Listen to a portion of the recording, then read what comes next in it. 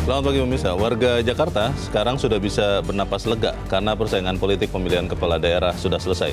Kini tinggal menunggu penetapan gubernur dan wakil gubernur definitif dari Komisi Pemilihan Umum atau KPU Jakarta dan pelantikan pasangan Pramono Anung dan Rano Karno alias Sidul sebagai gubernur dan wakil gubernur daerah khusus Jakarta atau DKJ. Kepastian itu muncul setelah tidak ada pengajuan sengketa hasil Pilkada Jakarta ke Mahkamah Konstitusi, padahal sebelumnya beragam manuver politik diungkapkan mengenai kecurangan dalam Pilkada yang akan dilaporkan ke MK. Akhirnya rencana adu kuat pengungkapan dugaan kecurangan itu tidak terwujud. Pemirsa, inilah editorial Media Indonesia di hari ini Jumat 13 Desember 2024 dengan tema Saatnya Pastikan Realisasi Janji bersama saya Leonard Samosir. Dan Anda semua para pemirsa juga bisa ikut menyatakan pendapat Anda nanti dengan menelepon nomor telepon 021 583 99 100. Dan pemirsa, pagi ini telah hadir bersama saya anggota Dewan Redaksi Media Group Indra Maulana. Bung Indra, selamat pagi.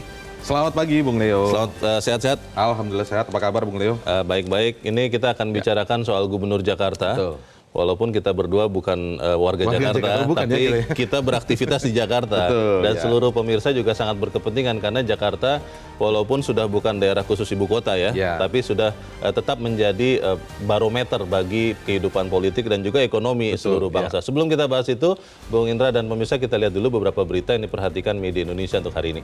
Yang pertama ini adalah headline Media Indonesia untuk hari ini.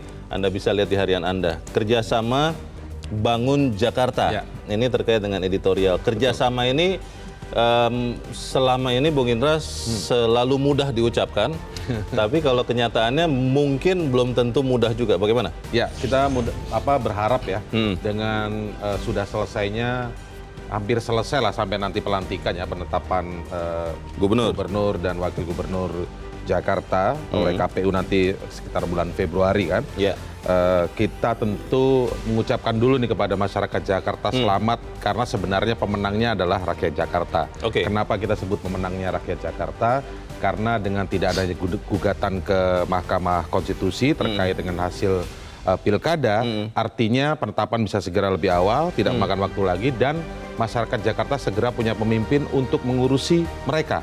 Masyarakat Jakarta, karena berbagai persoalan tentu saja Jakarta, persoalan mulai dari yang klasik hingga persoalan-persoalan baru tentu saja diharapkan bisa segera ditangani tanpa masyarakat harus diajak untuk berlama-lama mengikuti tanda kutip drama-drama politik lanjutan setelah Pilkada. Nah, politik itu kebanyakan drama begitu ya? Kebanyakan drama dan tentu saja akhirnya lupa tentang tujuan akhir dari politik ketika kekuasaan sudah dicapai, yaitu pelayanan kepada masyarakat. Nah, tentu saja yang dimaksud kerjasama yang ada di Media Indonesia halaman pertama ini tentu saja sebuah niatan yang baik kalau kita lihat pernyataan Mas Pramono Anung ya, yang sudah ditetapkan sebagai pemenang, tinggal dilantik saja nanti. Itu juga mengucapkan terima kasih kepada para kandidat yang lain, dan kemudian kandidat yang lain juga secara indikasinya kelihatan dari partai-partai pendukungnya juga sudah mengucapkan selamat kepada pemenang. Artinya memang di sini diharapkan ada kerjasama, baik itu kerjasama dalam konteks membantu eksekutifnya nanti di gubernur dan wakil gubernur, tapi tentu saja dari DPR-nya nanti partai-partai yang baik yang mendukung maupun yang tidak mendukung pemenang gubernur kali ini tetap bisa melakukan pengawasan. Jadi kerjasama itu konteksnya bukan harus terus selalu mengiya-iyakan saja apa yang nanti dilakukan oleh eksekutif dalam hal ini gubernur, tapi juga mengontrol tentu saja. Nah, itulah mungkin artinya pentingnya kerjasama politik ini ya. Kita tunggu ya nanti buktinya seperti apa supaya kemudian semangat persaudaraan yang sudah disampaikan oleh Mas Pramono ya. Tetap Mas ya, tidak Bang ya. Itu benar-benar kemudian membangun Jakarta bersama-sama. Satunya Bang Dul mungkin ya wakilnya ya. Oh, satunya Bang. Karena kan ada yang, ya sudahlah. Kita tinggalkan berita ada itu. Yang Kang maksudnya kan gitu. Iya, jadi Bang. Kita ke berita selanjutnya di halaman 2, pemirsa, di halaman dalam di harian Anda ini terkait dengan upah minimum provinsi. Betul. Itu disampaikan naik 6,5% untuk tahun depan sesuai keputusan Presiden. Tapi berita ini mengatakan biaya hidup belum terkejar penaikan upah minimum. Maksudnya UMP naiknya 6,5%, tapi mungkin biaya hidupnya di atas itu. Begitu, Bung Indra? Kalau dari data BPS, memang ini kita membandingkannya di halaman 2 Media Indonesia ya, dengan data yang dirilis oleh BPS, hasil survei biaya hidup 2022 yang dirilis oleh BPS pada Desember 2023. Untuk di Jakarta itu memang biaya hidup Jakarta mencapai 14,88 juta dengan asumsi keluarga beranggotakan 2 hingga 6 jiwa. Dengan asumsi begitu ya. Memang masih belum terkejar untuk itu. Tapi memang begini juga yang perlu digarisbawahi juga bahwa ada juga sebenarnya data tentang dari BPS juga tentang biaya hidup layak. Memang ada tuh soal biaya hidup layak yang bahkan beberapa waktu yang lalu sempat dikritisi. Ini penghitungan tentang biaya hidup layak itu unsurnya apa saja karena masih jauh sekali, masih rendah sekali dan tidak sesuai realitas. Itu beberapa kritik ya dari data. Jadi ada data tentang biaya hidup, tapi ada juga tentang ini kan survei ya, survei biaya hidup. Ada juga tentang data biaya hidup layak. Di Indonesia berapa persen begitu saya lupa, tapi di per daerahnya itu dibagi, dan di Jakarta itu ketika angkanya muncul memang justru masih jauh dengan realitas yang ada. Maksudnya masih sebenarnya angkanya terlalu kecil. Aslinya lebih tinggi. Aslinya lebih tinggi. Secara realitas kehidupan itu nggak mungkin angka 1 juta, 1,5 juta begitu. Itu per bulan karena ada biaya pendidikan dan lain sebagainya. Nah, tetapi juga yang perlu digarisbawahi di sini selain soal data itu tadi, Bang Leo, adalah soal UMP yang sudah dinaikkan oleh pemerintahan Prabowo Subianto ya 6,5%. Jangan sampai nanti ketika udah naik 6,5%, padahal kalau tidak salah data yang disampaikan itu maksimal hanya bisa dengan ukuran inflasi hanya bisa tidak lebih dari 3%, tapi ini 6,5%, tapi masih tidak mencukupi juga untuk ini jadi ada dua hal yang bisa disebut merugikan tanda kutip ya. Karena apa? Karena 6,5% sudah mulai banyak dikritisi oleh pengusaha. Ketika pengusaha merasa berat, kita khawatirnya ada potensi PHK. Akhirnya percuma upah kemudian tinggi, tapi perusahaannya PHK karena tidak mampu untuk melakukan upah seperti itu. Itu ini harus kita cermati. Udah sering kita dengar memang pengusaha. Kalau saya berpikir sih ya itu juga harus didengarkan ya. Jangan sampai kemudian niatnya baik menyejahterakan pekerja, tapi justru kesejahteraannya hilang sama sekali karena pekerjaannya harus hilang untuk perusahaan bertahan hidup. Kita harap itu juga didengarkan dan kemudian niat baik ini benar-benar berdampak baik. Kita tinggalkan berita itu, pemirsa. Kita ke berita selanjutnya di halaman 4 di kolom politik dan hukum. Pimpinan KPK gagal jadi teladan integritas. Memang saya membaca itu dia. Saya membaca berita ini bertanyanya lebih besar lagi, Bung Indra. Memang integritas masih ada di Republik ini? Ini maksud beritanya bagaimana nih? Kalau integritas masih ada atau tidak, kita berharap tentu saja itu selalu ada ya, terutama bagi para pejabat publik kita. Tanpa integritas, mau kita berbicara konsep pembangunan apapun, mau model teorinya Pak Prabowo, mau model teorinya Pak Jokowi, atau mau model presiden-presiden sebelumnya, atau pimpinan-pimpinan di masing-masing. Kalau tidak ada integritas, semuanya akhirnya hanya omong kosong. Karena apa? Karena tanpa integritas, program yang akan dibuat sebagaimanapun baiknya tidak bisa berjalan kalau mentalnya nanti sudah korup, kemudian tidak etos kerjanya tidak itu kan integritas juga, etos kerjanya tidak ada. Nah, konteks yang di halaman 4 Media Indonesia ini, pimpinan KPK gagal jadi teladan integritas, memang ini adalah rilis sebagai bentuk evaluasi Dewan Pengawas KPK terhadap pimpinan KPK selama 5 tahun ini, dari periode ini begitu disebutkan. Kalau kita tahu catatannya kan sudah jelas sekali ya, Bung Leo, bahwa dari komisioner jilid kelima ini ada bahkan 3 pimpinan KPK yang memang disebut melanggar etik, yaitu Ketua KPK sendiri Firly Bahuri satu, kemudian Lili Pintauli, dan terakhir adalah soal Nurul Gufron. Memang kemudian digarisbawahi juga oleh Ketua Dewas yakni Tumpak Hatorangan yang menyebut bahwa konteks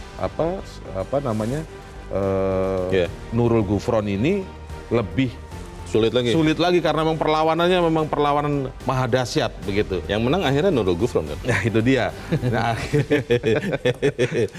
ini kan rilis yang disampaikan Dewas yang kemudian memang persoalan-persoalan ini bahkan disebutkan ada 109 sanksi kepada pegawai KPK ya. Kita berharap di komisioner KPK akhir bulan ini yang baru akan dilantik berusaha ya tidak usah membalikan lah ya, itu terlalu hebat ya, meminimalkan lah masalah-masalah pelanggaran etik atau integritas ini. Kalau kita berharap harus yang maksimal, harus ideal. Harus KPK maksimal, memang harus kembali seperti sebelumnya di awal. Iya begitu. sih, saya memang berharap begitu Bung Indra, tapi harus optimis lah, Bung Leo optimis. Harus realistis juga. Oke, kita tinggalkan berita itu pemirsa dan Bung Indra, kita langsung ke editorial. Pada pagi ini atau pada hari ini editorial diberi judul Saatnya Pastikan Realisasi Janji. Ini terkait dengan hasil Pilkada Jakarta. Jakarta walaupun sudah bukan daerah khusus ibu kota, tapi punya segudang masalah. Saat kita bicara ini saja, Bung Indra, kalau sudah mulai hujan deras di Jakarta, kita sudah takut itu. Karena memang nyata-nyata di depan itu airnya bukan menggenang lagi, sudah sampai banjir. Nah pertanyaannya adalah bagaimana kemudian janji-janji kampanye itu benar-benar bisa direalisasikan. Apa pesan editorial? Ya. Kalau disampaikan dalam editorial, pertama tentu saja ada penyampaian yang sudah mulai move on. Move on ini tidak hanya garis bawahnya terhadap persaingan atau kontestasinya selesai saja begitu ya kepada lawan politik supaya bisa move on, pendukung-pendukung lawan politik juga sudah harus move on. Tidak hanya itu, warga Jakarta harus sudah mulai move on dari tahapan memilih calon pemimpinnya menjadi tahapan mengawal janji kampanye bagi yang menang untuk segera direalisasikan atau diwujudkan. Kalau kemarin kita dengar banyak soal bagaimana nanti pendidikan itu bisa diberi kemudahan, bahkan disebut gratis untuk usia tertentu begitu ya, tingkatan tertentu. Ayo kita kawal secara detailnya. Jangan seolah-olah hanya program berjalan di atas, tapi kenyataan di masyarakatnya menemui banyak kendala. Itu sering kita temui itu, Bung Leo. Katanya gratis, tapi begitu berada di bawah ada syarat A, B, C, D yang menyulitkan. Ada pungutan juga. Ada pungutan, jangan sampai seperti itu juga. Kemudian bicara tadi masalah klasik Jakarta yaitu banjir. Belum lagi kita nanti bicara macet. Ada banjir, pasti ada macet. Nggak ada banjir, macet juga tetap ada, gitu kan? Itu persoalan-persoalan klasik yang harus segera diselesaikan dengan berbagai terobosan yang banyak digaungkan saat debat, saat kampanye. Itu harus terwujud, tidak hanya menjadi isu-isu populis yang disampaikan oleh para kandidat atau waktu itu oleh Mas Pram dan Bang Rano ya. Itu hanya menjadi bahan-bahan untuk orasi saja. Menjadi menarik juga ketika ada sebagian orang yang mengatakan ini ada tantangan tambahan ketika walaupun kita sudah melupakan kontestasi politik, tapi kan dukungan politiknya berbeda dengan pemerintah pusat. Nah, apakah kemudian kerjasama itu bisa dilakukan dengan baik? Karena kan dibilang gubernur itu adalah kepanjangan tangan pemerintah pusat. Kita akan bahas itu, Bung Indra dan pemirsa. Inilah editorial Media Indonesia untuk hari ini, Jumat 13 Desember 2024. Saatnya pastikan realisasi janji.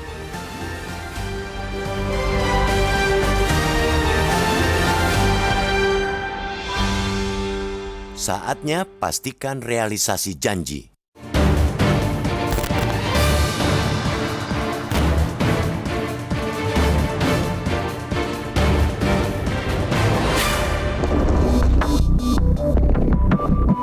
Warga Jakarta sudah bisa bernafas lega karena persaingan politik pemilihan kepala daerah atau pilkada sudah selesai. Kini tinggal menunggu penetapan gubernur dan wakil gubernur definitif dari KPU Jakarta dan pelantikan pasangan Pramono Anung dan Rano Karno alias Sidul sebagai gubernur dan wakil gubernur daerah khusus Jakarta atau DKJ. Kepastian itu muncul setelah tidak ada pengajuan sengketa hasil Pilkada Jakarta ke Mahkamah Konstitusi atau MK. Padahal sebelumnya, beragam manuver politik diungkapkan mengenai kecurangan dalam pilkada yang akan dilaporkan ke MK. Akhirnya, rencana adu kuat pengungkapan dugaan kecurangan itu tidak terwujud. Klimaks Pilkada Jakarta justru terjadi saat penetapan hasil pilkada oleh Komisi Pemilihan Umum atau KPU Jakarta ketika Pramono Rano meraih 2,18 juta lebih suara dari total 4,3 juta lebih suara sah atau 50,07% suara. Walhasil, pasangan ini bisa memenangi Pilkada Jakarta di 1 putaran.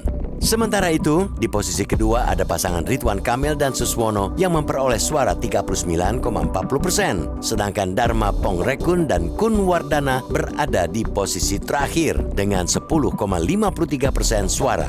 Pasangan Ridwan Kamil Suswono tentu bisa saja menggugat hasil Pilkada Jakarta, setidaknya untuk membatalkan Pilkada berlangsung 1 putaran. Apalagi perolehan suara Pramono Rano adalah 50% suara sah plus 2.925 suara. Tetapi fakta berbicara berbeda. Hingga tenggat tidak ada pengajuan sengketa Pilkada Jakarta ke MK. Tentunya langkah untuk tidak menggugat itu layak diapresiasi. Sebab setidaknya Jakarta sudah punya kepastian siapa pemimpin mereka berdasarkan hasil pemilihan langsung, bukan hasil pertimbangan hakim konstitusi. Selain itu, penyelenggara pemilu beserta seluruh jajarannya tentu harus dipuji atas kerja mereka. Ketiadaan gugatan juga menjadi penanda penyelenggara bisa menjaga transparansi. Secara logika, Pilkada Jakarta tentu menjadi sorotan seluruh mata, baik penyelenggara, pemerintah, pemantau, peserta pilkada, hingga netizen. Lokasi sekitar 20.000 tempat pemungutan suara atau TPS yang bisa dijangkau, serta akses jaringan komunikasi jelas memudahkan semua pihak memelototi seluruh tahapan pilkada. Maka akan lebih menyulitkan melakukan kecurangan di Jakarta. Apalagi di era netizen yang mengawasi setiap detik, setiap waktu, seperti saat ini. Kecurangan dan kebohongan di pilkada tentunya mudah diviralkan. Maka, bolehlah kiranya kita menyebut bahwa sukses Pilkada Jakarta ini ialah kemenangan rakyat Jakarta. Pelaksanaan pilkada yang berlangsung praktis tanpa konflik, termasuk yang berbau politik identitas, patut pula kita puji. Itulah kedewasaan dalam berdemokrasi.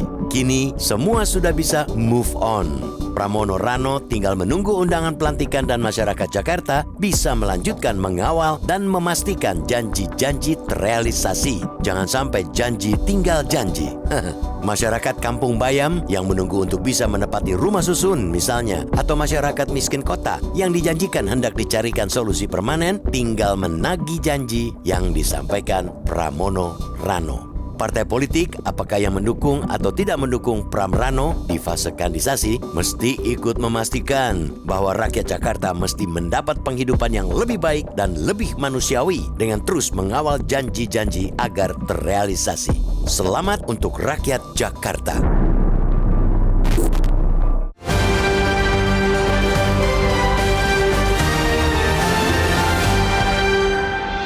Di bagian berikut Anda bisa ikut menyatakan pendapat Anda terkait editorial pagi ini. Pemirsa, untuk saat ini tetaplah bersama kami.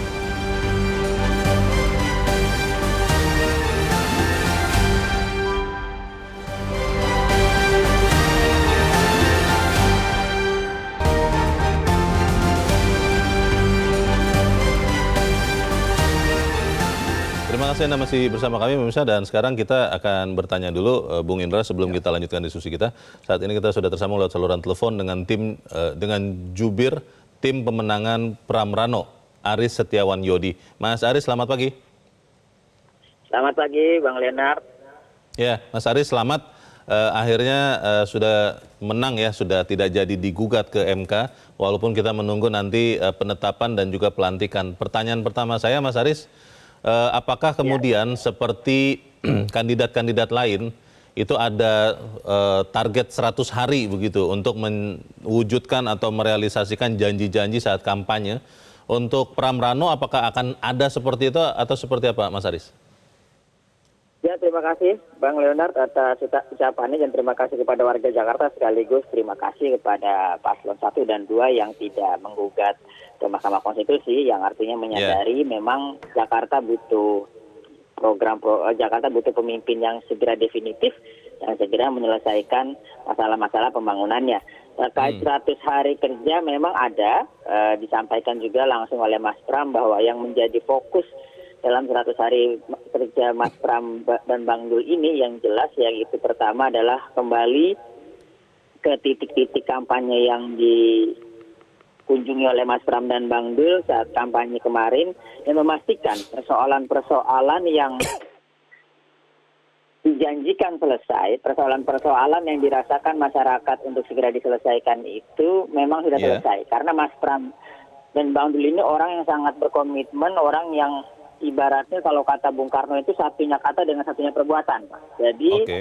beliau ingin betul-betul apa yang sudah dijanjikannya, apa yang sudah direncanakannya dijalankan. Nah, apa yang menjadi fokus yaitu tentu saja misalnya keberpihakan terhadap kaum miskin kota. Beliau menyatakan sendiri hal-hal terkait dengan rakyat yang kelas menengah ke bawah, rakyat-rakyat yang masih mendapatkan kesulitan, ini akan menjadi fokus. Maka kemarin disampaikan juga akan misalnya langsung ke Kampung Bayam yang sudah dijanjikan 2 minggu setelah dilantik, persoalan Kampung Bayam insya Allah akan selesai. Kemudian persoalan pencarian lapangan pekerjaan dan terutama yaitu persoalan kartu-kartu, KJP, KJMU, kartu lansia, kartu kesehatan yang sebelumnya sulit. Beberapa warga yang tadinya sudah mendapatkan tidak mendapatkan lagi, itu sudah mendapatkan semua.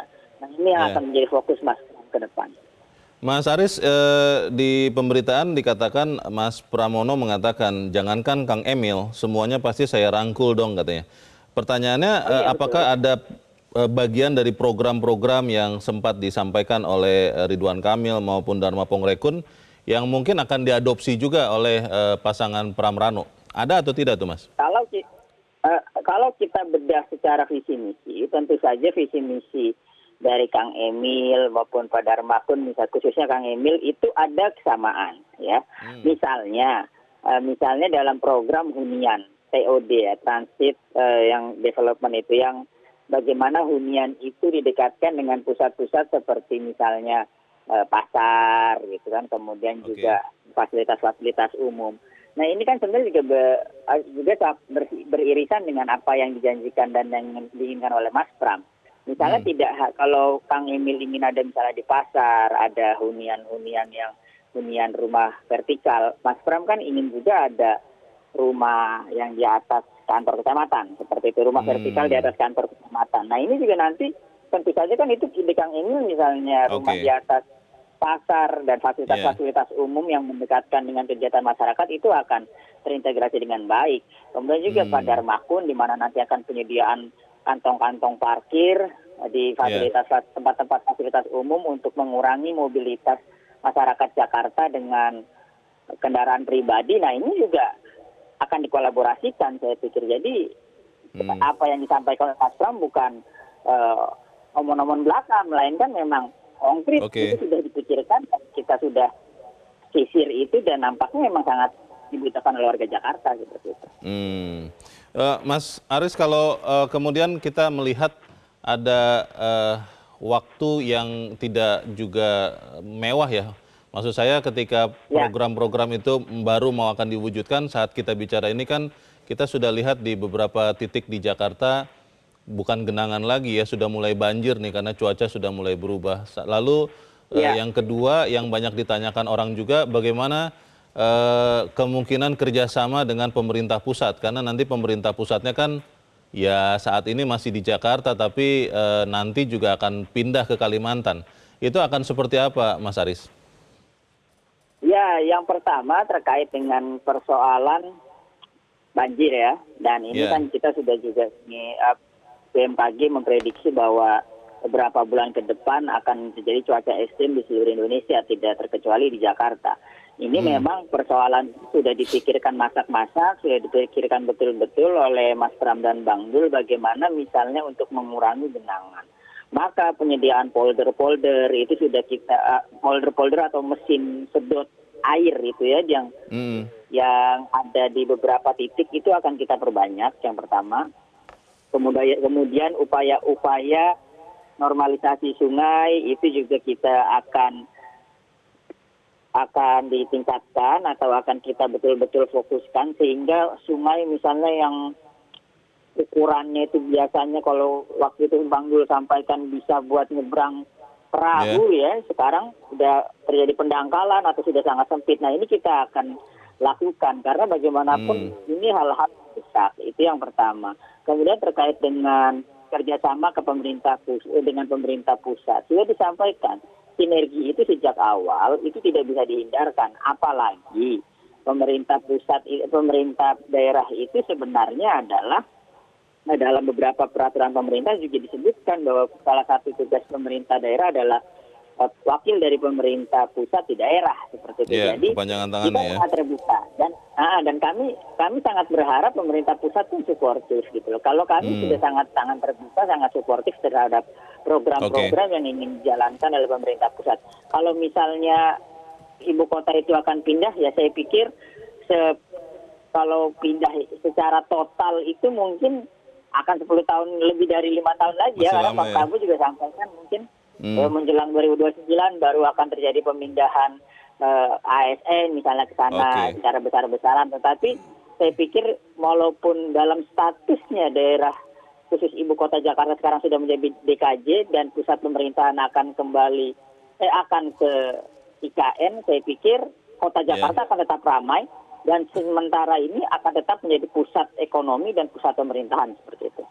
Oke, kita harapkan apa yang sudah disampaikan di dalam masa kampanye benar-benar bisa diwujudkan dan Jakarta benar-benar satu lagi ya, Mas Aris ya. Apapun yang kemarin sudah terjadi dalam kontestasi. Terima kasih juru bicara tim pemenangan Pramrano Aris Setiawan Yodi sudah menjelaskan kepada kami. Selamat pagi, Mas Aris. Ya, selamat pagi. Terima kasih Bang Leonard. Ya, Bung Indra. Ya. Dari sekian pemilu ya, Pilpres, Pileg, Pilkada, banyak sekali janji-janji kampanye yang berhenti di saat kampanye saja. Katakanlah 100% janjinya, mungkin kalau bisa terlaksana 50% saja sudah sangat bagus. Nah pertanyaannya, bagaimana kita bisa punya keyakinan bahwa di Jakarta, seperti yang tadi disampaikan oleh Mas Aris, itu bisa terwujud janji-janji kampanyenya? Untuk memastikannya kita semua elemen masyarakat harus juga mulai ikut mengawal. Kita mulai dari hal yang paling sederhana dulu, buka visi misi program kandidat Pramono Rano yang sudah disampaikan ke KPU DKI Jakarta waktu itu, untuk kita pelajari, benar-benar kita buka lagi apa yang menjadi prioritasnya. Kemudian tentu saja kita menuntut kepada DPRD Jakarta tentu saja untuk juga mengawal itu lebih ajak lagi, lebih ketat lagi, terutama untuk kalau kita lihat kan partai-partai yang mendukung Pramono Rano ini kan bukan partai-partai, malah PDI Perjuangan saja ya. Partainya satu. Partainya satu. Yang mendukung. Artinya partai yang tidak mendukung Pramono Rano saat Pilkada Jakarta kemarin ada lebih dari itu, ada lebih banyak tentu saja. Untuk mengawal kebijakan Pramono Rano harusnya jauh lebih kuat. Bukan untuk menghalangi, tapi mengawal kebijakan itu. Itu pertanyaannya, antara mengawal sama mengganjal, itu kan hanya beda beberapa huruf. Tapi sering terjadi kejadiannya, katanya mau mengawal, tapi ternyata tujuannya mengganjal. Ini pernah kita rasakan di level nasional, sekian pemilu yang lalu kan. Bagaimana ada terhambat 1 tahun kalau tidak salah. Ada deadlock di DPR gara-gara ditolak terus. Ini akan bisa terjadi lagi atau kita bisa cegah itu terjadi di Jakarta? Ya kita berharap bisa dicegah lah ya. Kalau namanya manuver politik ya tentu saja mereka para politisi yang tahu. Tapi kita sebagai masyarakat, dalam hal ini kita adalah media, kita akan suarakan. Mengawal bukan mengganjal. Artinya programnya apa saja gitu. Jangan asal tidak, tetapi memang logis di situ. Kita harus ikut mendorong bahwa apa yang dilakukan oleh gubernur dan wakil gubernur DKI Jakarta nanti ke depan itu benar-benar sesuai dengan visi misinya dan berjalan, dan jangan kemudian seperti klasik juga Bung Leo, ketika nanti 2 tahun 3 tahun ini butuh waktu lebih dari 5 tahun. Ngeles. Jangan ngeles.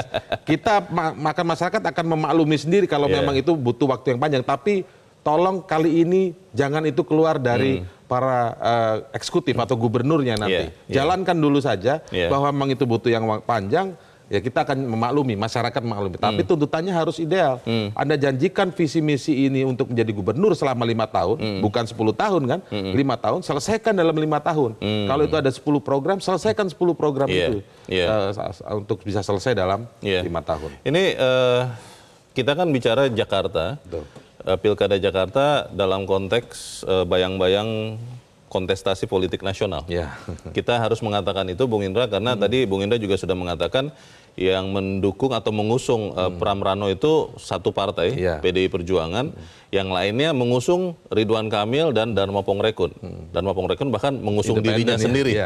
Walaupun katanya 10% itu ada bukan partai, tapi ya penyandang dana katanya. Iya. Nah pertanyaannya Bung Indra, Ya. bagaimana kita bisa memastikan bahwa persaingan politik dalam konteks nasional itu sudah berhenti saat nanti Pram Rano itu dilantik sebagai gubernur, benar-benar berhenti karena ada yang mensinyalir ini akan terus berlangsung nih dalam tanda petik Ya. ganjalan kah, challenge kah dari mungkin bukan partai politiknya, dari orang yang sangat kuat dulunya. Oh. Bagaimana Bung Indra? Ya, kalau orang yang sangat kuat dulunya kita lihat nanti ya, yang dimaksud itu apakah memang dia punya kendaraan politik atau tidak. Melakukan upaya pengganjalan, upaya mempersulit, penghalangan segala macam, pasti dibutuhkan kendaraan politik. Yeah. Kalau kendaraan itu tidak pernah dimiliki, harusnya gubernur, wakil gubernur itu tetap jalan saja, asal sesuai dengan visi misi programnya. Yeah. Kemudian kita berharap DPRD juga bisa mengawal, bukan Objektif sekedar ya? mengajar, objektif saja, kritis saja secara keras kalau memang itu. Bagaimana hunian vertikal yang Yeah. akan diwujudkan, terwujud tidak hunian vertikal? Apa tujuan hunian vertikal waktu yang dimaksud oleh Mas Pram waktu itu untuk mengurangi kepadatan karena banyak pekerja dari wilayah aglomerasi datang ke Jakarta gitu Yang kan? mobile terus setiap Mobile hari. terus itulah kemacetan yang menyebabkan Iya. kemacetan kan? Iya, komuter. Solusinya salah satunya adalah harus di hunian vertikal itu. Mereka bisa tinggal di Jakarta dengan hunian vertikal. Nah itu kapan terwujud? Nah itu yang kita minta. Tapi kalau kemudian soal drama politik, sandra menyandra politik, ya kita lihat yang menyandra siapa yang mau mengganjal. Iya. Dia punya kendaraan politik tidak? Iya. Kalau tidak punya kendaraan politik sebenarnya tidak perlu khawatir. Iya. Program-program yang juga sempat disampaikan oleh Pramono Rano yang saya catat adalah akan melanjutkan hal-hal yang baik dari gubernur-gubernur sebelumnya. Ya, Itu saya catat betul itu bahwa tidak mau terus-terusan mengatakan bahwa kalau kami yang berkuasa maka semua harus kembali dari nol. Seperti kalau kita isi bensin Ya, begitu kan dimulai dari nol ya, itu tidak berlaku di situ. Betul, betul. Bagaimana itu benar-benar bisa terwujud kita akan bahas di bagian berikut. Baik. Bung Indra dan pemirsa tetaplah bersama kami. Editorial Media Indonesia.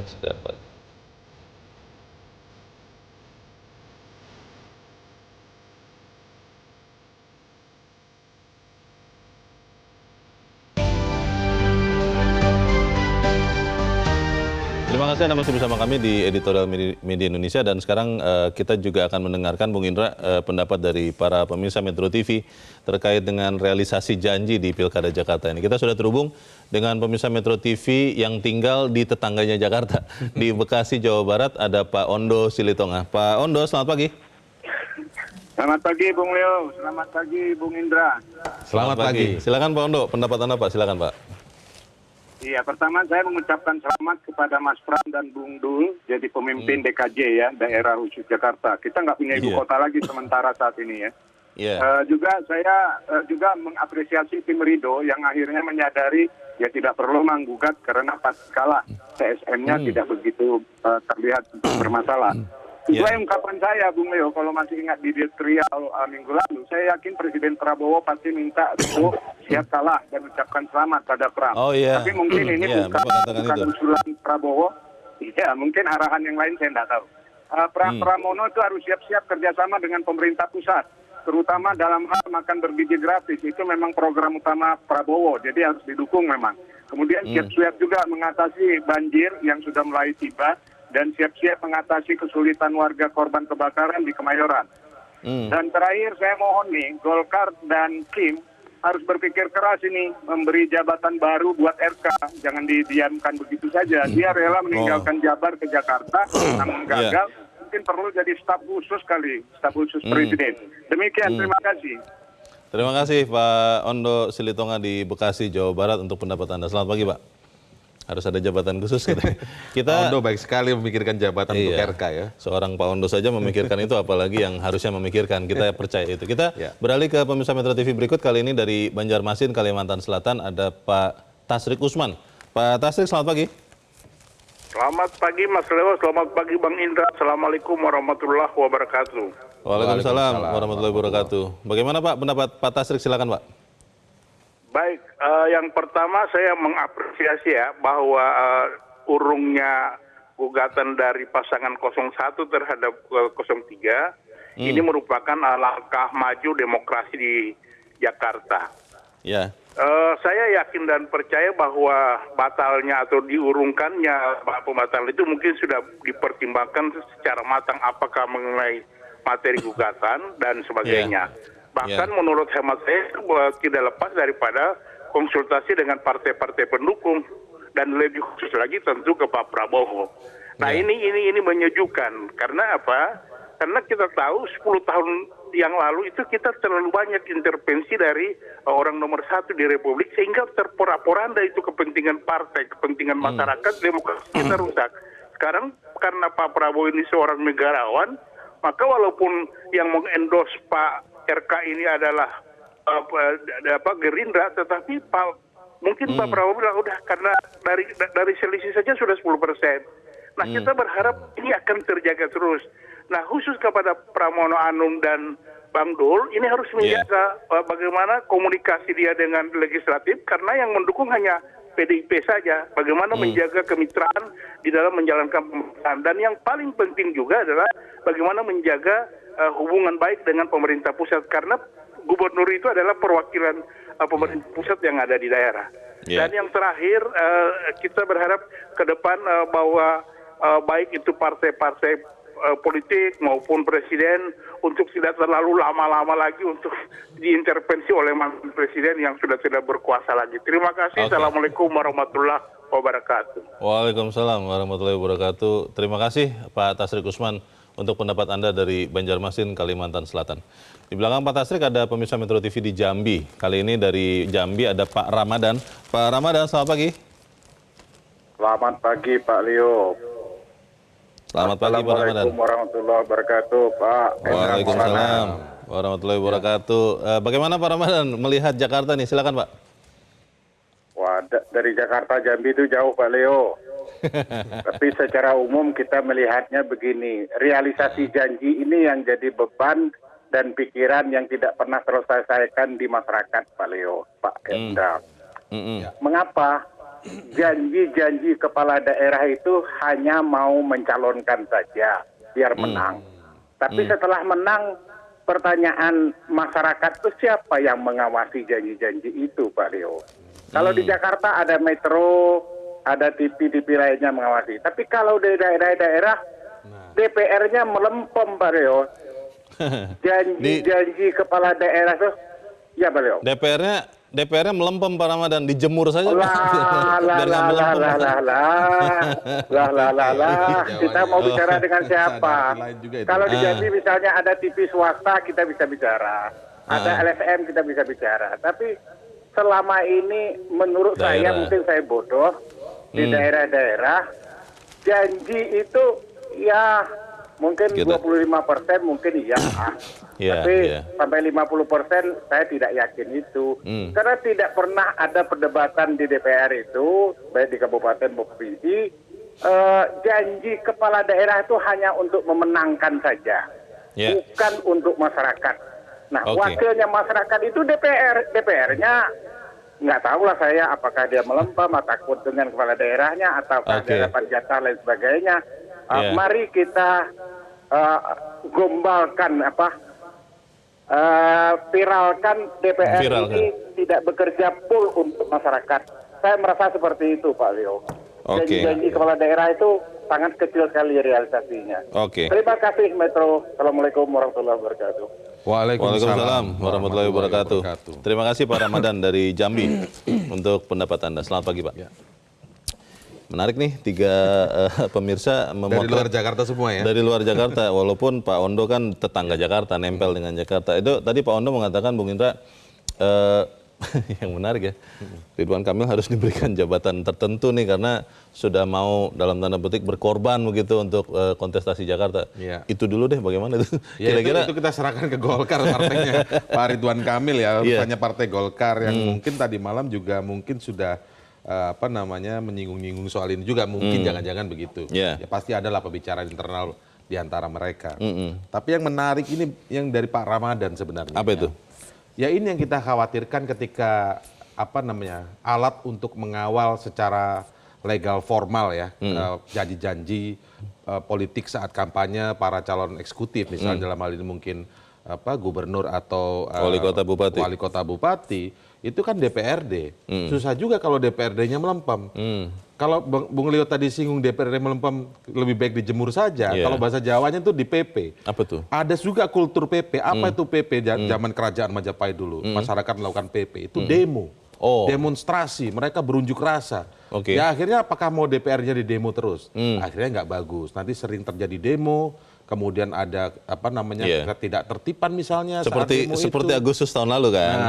Iya Agustus tahun lalu ya. Akhirnya menunggu itu, jangan minta di demo terus. Agustus tahun Nanti ini. investor nggak mau datang, menghambat pembangunan juga kan begitu ini persoalannya. Akan selalu muter DPRD atau DPR kalau skala nasional, ya itu jangan melempem. Anda dipilih untuk mewakili rakyat, suarakan kepentingan rakyat dengan cara salah satunya mengontrol kinerja eksekutif. Sebenarnya begitu. Kalau kemudian eksekutifnya beda partai sih mungkin dengan santai ya, dengan mudah itu dilakukan. Tapi kalau kemudian eksekutifnya satu partai dengan legislatifnya, kan itu yang sering kita melihat. Kontrolnya secara internal kalau begitu. Nah itu kan teorinya. Kita melihat idealnya. Akhirnya DPR atau DPRD itu hanya jadi tukang stempel itu Bung Indra. Bagaimana tuh? Ya. Bahkan mungkin ekstrim, tidak hanya tukang stempel tapi ekstrim ke asal tidak setuju. Nah, itu kan juga tidak baik juga. Yang tidak tadi baik juga. Mengganjal bukan mengawal ya. Iya. Kalau nggak tukang stempel atau malah asal tidak setuju itu tidak baik juga. Bukan itu yang dimaksud membawa kepentingan masyarakat. Ya, sesuaikan saja. Misalnya nanti ya ini penting sekali ya apa yang disampaikan Pak Ramadan ya. Jadi judul editorial kita saatnya pastikan relasi janji, walaupun kita banyak bicara soal Jakarta di dalam ini konteksnya, tapi ini sebenarnya mewakili ke seluruh daerah dengan adanya pilkada serentak ini. Ini betul sekali nih. Suara dari Pak Ramadan ini susah juga kalau DPRD melempem. Ya kita mau bicara apa? Bagaimana mengawalnya? Ya masyarakat memang mengawal, tapi masyarakat kan kita memilih demokrasi perwakilan. Perwakilan itulah yang kemudian dipilih di DPRD.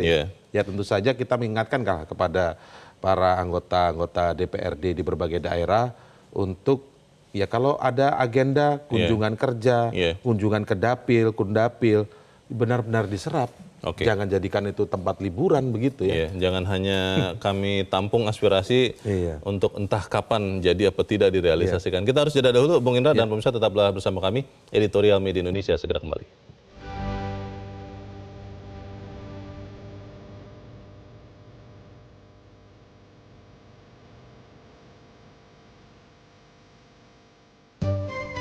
Media Indonesia mengajak Anda untuk mengakses fitur premium e-paper. Dengan sajian konten berbasis intelektual dan meneguhkan kebangsaan, Media Indonesia tampil dengan lebih dinamis melalui e-paper Media Indonesia yang dapat Anda akses kapan saja, di mana saja. Caranya mudah, download aplikasi Media Indonesia di Android atau ketik link epaper.mediaindonesia.com atau bisa scan QR Code pada layar kaca Anda. Klik tab e-paper di bagian samping layar tablet Anda, daftarkan data diri, serta pilih paket berlangganan e-paper Media Indonesia sesuai dengan kebutuhan Anda. Nikmati juga bonus spesial tambahan 4 halaman rubrik fokus setiap hari. Semua bisa Anda dapatkan hanya di e-paper Media Indonesia. Untuk informasi lebih lanjut, hubungi customer service di nomor 0811 1201 2018 atau kunjungi media sosial @mediaindonesia. Media Indonesia, referensi bangsa. Terima kasih Anda masih bersama kami pemirsa dan kita ada di bagian akhir dari diskusi kita pagi ini. Bung Indra kalau tadi mencatat ya, mengutip yang disampaikan oleh Pak Ramadan. Pak Ramadan mengatakan di banyak daerah itu kalau terrealisasi janji kampanye 25% saja sudah bagus katanya. Nah ini kan kembali lagi waktu yang akan membuktikan, waktu yang akan memastikan bahwa memang Pramono Rano di Jakarta akan bisa mewujudkan janjinya. Tapi Bung Indra berkali-kali katakan kita rakyat yang harus mengawal. Betul. Masalahnya rakyatnya apakah mengerti caranya mengawal? Seperti tadi Bung Indra katakan, buka lagi visi misinya. Betul. Saya rasa itu sebenarnya agak terlambat ya, karena harusnya kan itu dibuka sebelum memilih ya. Tapi oke lah sudah terjadi. Nah bagaimana kita itu artinya rakyat umum dan juga kita rakyat yang juga adalah wartawan atau jurnalis mengawal itu dengan sebenar-benarnya. Karena kan siapa tahu juga ada intervensi-intervensi lain. Bagaimana? Ya. Maksud membuka visi misi itu merefresh lagi ketika mereka kemarin memilih karena dasar visi misi bagus, maka tinggal mengawal saja. Mengingat lagi ya. Mengingat lagi. Dengan asumsi sudah tahu sebelumnya. Tetapi kalau masyarakat yang tidak memilih Pramono Rano kan juga warga Jakarta atau warga daerah lain ikut pilkada serentak di tempatnya masing-masing ya. Atau yang ikut kerja di Jakarta. Iya, atau ikut kerja di Jakarta. Maka dilihat apakah memang visi misinya apa. Karena misalnya waktu itu tidak memilih calon itu Pramono Rano misalnya untuk konteks Jakarta ya. Maka dibuka, oh yang paling utama prioritas dia itu melakukan A, B, C. Saya ikut mengawal karena warga Jakarta tentu juga melakukan pembayaran beberapa pajak dan retribusi dan lain sebagainya begitu. Minimal jalan tol jadi di punya Jakarta hak juga dibayar. Walaupun misalnya calonnya tidak menang, dia punya hak juga untuk mengawal. Jadi bukan hanya mengawal pemilih yang memilih Pramono Rano, maka bukalah visi misi program itu. Nah, sebagai masyarakat kita misalnya sebagai media, ya tentu saja dengan mudah harus banyak kita suarakan. Contohnya dari editorial, kemudian dari pemberitaan-pemberitaan baik di Metro TV, di media Indonesia, itu harus banyak di Medcom mengawal. juga, Di Medcom juga harus mengawal. Dan tentu saja itu harus menjadi porsi yang tepat. Ketika program itu baik, ya sebutlah apresiasi dengan objektif baik. Ya? Objektif. Ketika itu perlu dikritisi. Jangan takut juga media untuk mengkritisi, tentu saja seperti itu ya, Bung Leo. Selama kritiknya membangun. Selama kritiknya membangun. Nah, tentu saja dalam hal ini kita semua harus move on, kontestasi selesai. Kita dalam momentum ini juga tentu saja mengingatkan, mengawasi jalannya pemerintahan dalam hal ini kita bicara Jakarta, itu adalah tidak berhenti di saat mengawasi. Karena pejabat publik atau jabatan publik ini 5 tahun. Setelah itu kita sebagai masyarakat juga yang mengevaluasi.